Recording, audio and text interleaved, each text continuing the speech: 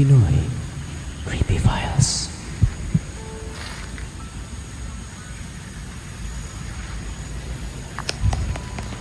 Itong lugar na ito mga kaibigan, kung mapapansin ninyo ay talahib na, mga punong kahoy, at saka sobrang tahimik.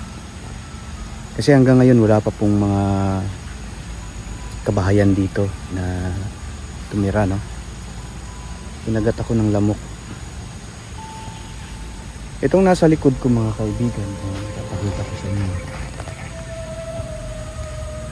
Diyan po, sa pinakadulo niyan, basta malayo pa siya.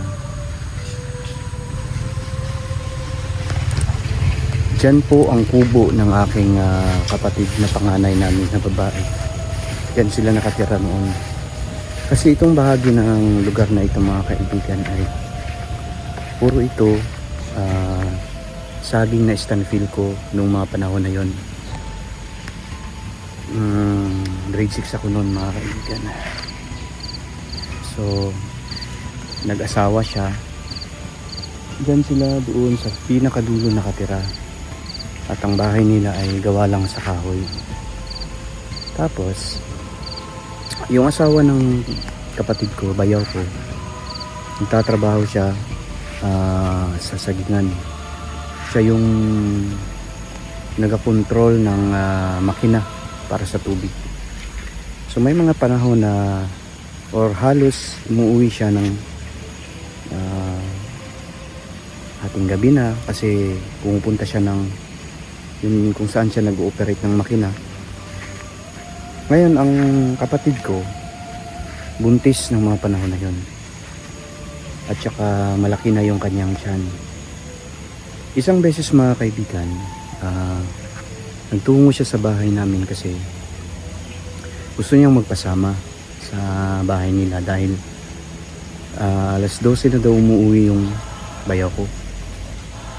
E di sinamahan namin, bali tatlo kami na kapatid ko ang sumama. Puro babae yung kasama ko. Ako lang yung pinaka maliit sa kanila at bata. Bandang mga alas 12 ng ating gabi mga kaibigan, nagtaka ako kasi may dumapo sa bubong. Yung bahay nila kahoy lang at saka yung bubong pawid. So ngayon, nagtaka ako bakit may pumatong. Parang may malaking nilalang na bumagsak doon sa bubong. Hindi ako makagalaw mga kaibigan. Kahit na 4 kaming nasa loob o 5 pala, kasi hindi ko alam na nandoon na pala yung bayaw ko, dumating na pala, hindi ko man lang namalayan. Nagtaka ako, sobrang takot na takot ko. Ni hindi po talaga ako makagalaw noon. E di nakiramdam lamang ako. Maya nun, nagtaka ako bakit parang hinahaluka yung pawid sa ibabaw. Naririnig ko talaga siya, as in malakas siya sa aking pandinig na daming lamok dito guys. Tayo dito. Daming lamok, mabilis sila makatusok. Then, lakad na lang tayo. Ayun, nagtaka ako bakit hinahalukay. Kung normal siya na ibon, niya hahalukayin. At saka hindi mo naman masabing pusa lang yun, daga. Kasi ano naman gagawin niya doon? Wala naman siyang pwedeng madaanan mula sa loob at paakyat doon. Kasi bagong bago pa yung ano yung tawag nito,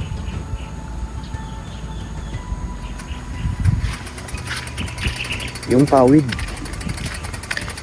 So, nung hindi na talaga ako makatiis kasi may narinig na talaga ako na yung hak-hak parang pato. E di, pinalabit ko yung katabi ko na ate ko. Ang hindi ko alam, yung isang ate ko pala, gising din, hindi rin daw siya makagalaw. Ayun, pagkalabit ko, doon na, nagbulabog na. Ginising na namin yung ate namin na malaki masyado yung tiyan na guys. Malapit na kasi maging anak. At yung humahalukay sa pawid, mismong tapat talaga ng tiyan niya. Diba, hindi naman coincidence siguro yun na kung hayop lang. Eh doon talaga sa tapat ng tiyan niya, di ba? So ayun, nandoon na pala yung bayaw ko. Agad ginising ng kapatid ko. Yung kumuha siya ng itak guys, tinusok niya yung bubong. May narinig siyang lumipad. Kami talaga yung nakarinig na lumipad. Lumabas siya, matapang din kasi yung bayaw ko. Tinabon niya yung aswang. Aswang kasi talaga yun. Pumunta sa sagingan, parang may mga nabunggo doon. Pero wala na. Paglabas niya, wala na. Malayo na yung aswang. Base sa mga experience namin na ganito, naniniwala talaga kami na may mga aswang talaga sa mundo. Totoo talaga sila. Kasi hindi naman lalabas yung mga kwento-kwento lang, di ba? Kapag walang katibayan o yung punot dulo talaga, di ba? Kung walang nakakita. So,